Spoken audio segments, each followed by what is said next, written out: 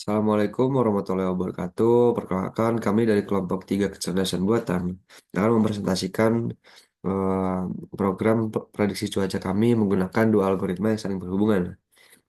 Problem case kali ini yaitu ingin memprediksi cuaca di bulan depan dengan cara memprediksi suhu pada hari-hari sebelumnya. Algoritma yang digunakan yaitu yang pertama RL, Regression Linear, dan juga DT, Decision Tree. Dataset yang digunakan untuk prediksi suhu yaitu atau regresi linear yaitu kami ambil dari web Kaggle menggunakan climate data in Semarang 2017 sampai dengan 2023. Dataset untuk prediksi cuaca decision tree kami ambil juga dari Kaggle yaitu weather forecasting data. Lalu alur logika algoritma kami yang pertama diketahui suhu dari dataset pertama yaitu suhu satu bulan sebelumnya sehingga hingga hari ini data tersebut kemudian digunakan untuk memprediksi suhu satu bulan kemudian menggunakan regresi linear atau RL. Hasil dari proses regresi linear digunakan sebagai masukan ke tahap selanjutnya. Memasukkan masukan tersebut diproses bersama dengan dataset kedua, lalu output dari regresi linear dan data dari dataset kedua bisa diolah dengan decision tree. Output akhirnya adalah pengguna bisa mengetahui kondisi cuaca satu bulan ke depan hanya dari mengetahui kondisi cuaca sebelumnya saja. Misalnya, dari 30 hari suhu itu tidak menentu. Misalnya, eh, suhu panas 27 derajat selama 11 hari, suhu normal 24 derajat selama 9 hari, dan suhu dingin 16 derajat selama 1 hari. Dari data tersebut, kita bisa tahu kondisi suhu 30 hari kemudian. Misalnya 27 derajat atau panas, yaitu kondisi cuaca kemarau. Kita langsung ke program yang telah kami buat. Oh ya, sebelumnya perkenalkan nama saya Bisma Andika Pramudia dan ada teman-teman saya yaitu Wahyu Rahman, Kleza Rifanindra Agus Agus Lemi, Muhammad Fajar Rahman Sani, dan juga Muhammad Afzal Vigo. Pada program pertama ini, sel pertama ini akan memulai menginisiasi program dengan mengimport library dari Pandas, NumPy, dan juga sklearn untuk linear regression dan juga MAE atau mean absolute error. Langkah pertama yaitu memuat dan mempersiapkan dataset. Memuat dan mempersiapkan dataset melalui filepath dan juga mencoba untuk encoding yang berbeda secara berurutan untuk mengatasi Unicode decode error. Dan encoding ini digunakan untuk memastikan DF tetap nol jika ada error yang tidak bisa ditangani ketika encoding dan DF akan keluar dari program ketika tidak bisa membaca file. Lalu nama kolom yang telah dikonfirmasi akan dinamakan menggunakan nama yang diberikan sebelumnya, yaitu date kolom untuk tanggal, temperatur kolom untuk temperatur average, RH average, RR kolom, FF kolom untuk FF average, dan juga SS kolom untuk SS. Dan juga untuk pemrosesan data, mengubah kolom tanggal menjadi datetime object, dan mengurutkan data berdasarkan tanggalnya. Dan di sini untuk menangani nilai yang hilang NaN not available number dan juga eh, untuk menambahkan daftar fitur ke yang akan digunakan. Di sini langkah hasil keluarannya adalah berhasil membaca. Lalu di sel yang kedua adalah membuat kolom target suhu rata-rata hari berikutnya.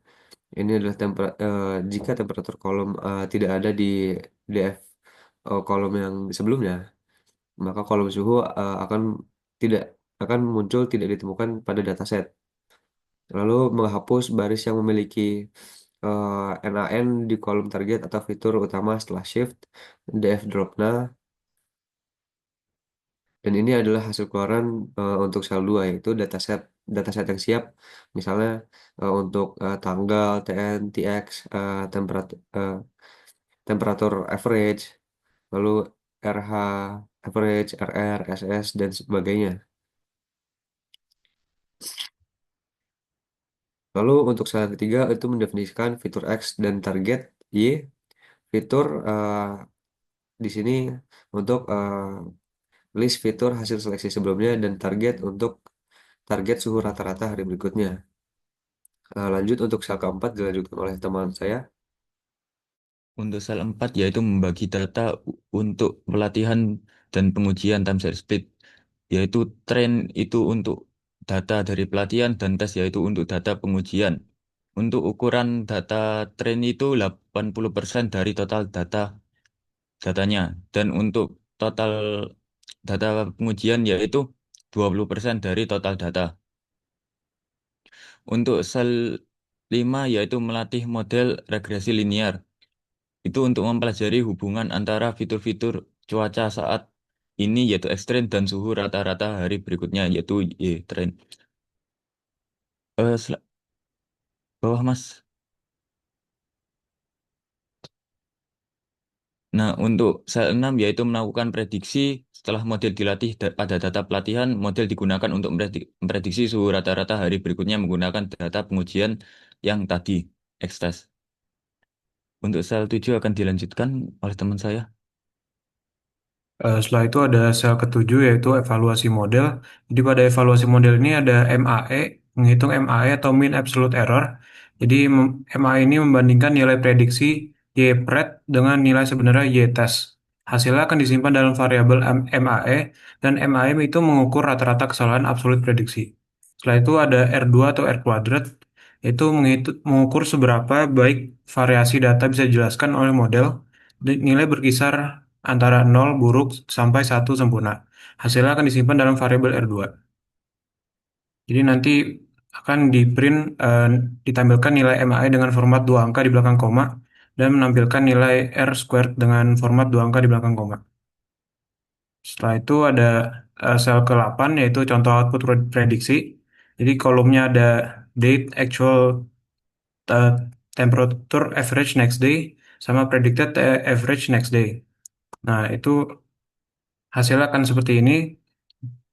Jadi yang ditampilkan itu adalah 10 baris pertama dari hasil prediksi dan 10 baris terakhir dari hasil prediksi.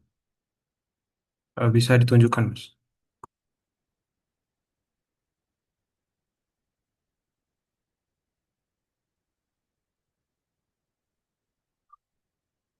Jadi datanya mulai dari 0 sampai 9 dan 495 sampai 504. Itu saja untuk eh, linear regression. Setelah itu ada algoritma eh, dari eh,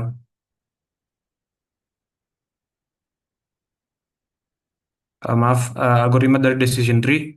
Jadi pada awalnya itu adalah import library, ada pandas, numpy, decision tree classifier, train test split, ada classification report, accuracy score, confusion matrix, matplotlib, uh, pyplot, dan seaborn. Dan setelah itu membaca dataset, jadi membaca file CSV, data cuaca CSV ke dalam data frame pandas, dan data akan disimpan dalam variabel df weather. Selanjutnya akan dilanjutkan oleh Mas Wahyu. Oke, baik. Selanjutnya ini pada decision tree, algoritma decision tree, sel ke-10 ini untuk memastikan semua kolom ini bertipe numerik. Jadi, sel ini tujuannya untuk menstandarkan tipe data ini seluruh programnya agar menjadi numerik. Lalu pada PD to numerik ini itu fungsinya untuk mengkonversi isi setiap kolom itu menjadi angka. Sedangkan si error courses ini berarti jika ada data yang tidak bisa diubah menjadi angka, maka akan diubah menjadi NaN atau not a number. Lalu pada sel ke-11, dia itu akan tujuannya untuk membersihkan NaN dan menambahkan prediksi suhu. Jadi pada F-field itu fungsinya untuk mengisi nilai kosong dengan nilai sebelumnya yang ada dalam kolom, sedangkan B-field ini mengisi NaN dengan nilai sesudahnya. Jadi digunakannya itu berurutan dari F-field dan B-field untuk memastikan semua not a number itu tertutupi kecuali di awal dan di akhir data yang memang semuanya kosong. Jadi ini sangat dibutuhkan untuk model machine learning ini. Lalu juga untuk bawahnya itu integrasi hasil prediksi suhu dan regresi itu yang dataset results itu berasalnya dari regresi sebelumnya untuk menghasilkan prediksi suhu dan kata-kata di hari berikutnya. Lalu juga nilai ini disisipkan sebagai fitur tambahan seperti si predicted air temperature di DevWeather. Jadi lalu juga riset indeks ini untuk memastikan indeks baris kedua itu selaras sehingga bisa digabungkan baris per barisnya. Lalu untuk sel 12-nya itu untuk membuat label target cuaca berdasarkan aturan logikanya. Jadi fungsinya itu untuk mengklasifikasikan cuaca menjadi 3 kategori berdasarkan aturan logika yang udah diatur. Itu yang pertama ada rainy. Rainy itu dari kelembapannya itu di atas 90 dan kecepatan angin minimumnya itu di atas 1,5 itu masuknya nanti ke rainy. Untuk prediksi yang cloudy itu suhunya di bawah 27 dan kelembapannya di atas 80.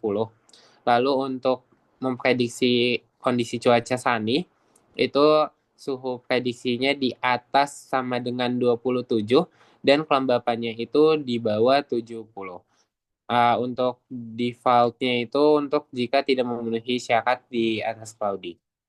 Lalu untuk DF weather ini untuk menerapkan fungsi setiap barisnya ke data frame yang weather, terus untuk menampilkan jumlah masing-masing kategorinya berdasarkan yang tadi sudah diatur antara rainy, cloudy, dan juga shiny.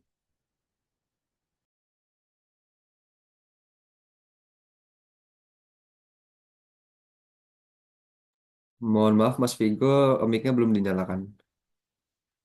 Untuk sel 13 dari tadi udah ada siapkan fitur dan target juga, tapi untuk regression eh, regression yang sekarang untuk decision tree-nya itu ada fiturnya, sebagai pemodelannya itu memakai predict airtime yang dari model regresi, kemudian memakai 4 model lainnya seperti relative humidity, rain accumulation, rain duration, average wind speed.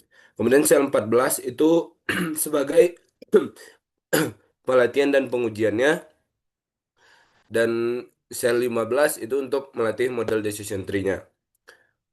Kemudian yang terakhir atau sel 16 itu evaluasi model. Evaluasi model itu untuk mengevaluasi dari decision tree-nya yang menghasilkan akurasi. Di situ akurasinya 0,99 seperti yang di bawahnya. Dan itu menunjukkan bahwa eh, dari kode ini sudah menghafal hampir sempurna, di mana sempurnanya ini 1,00 atau 100%. Berarti sesuai dengan apa yang diinginkan. Kemudian pada bagian, udah cukup Mas.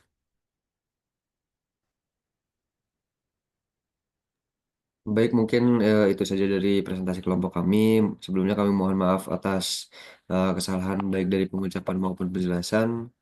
Eh, saya cukupkan. Wassalamualaikum warahmatullahi wabarakatuh.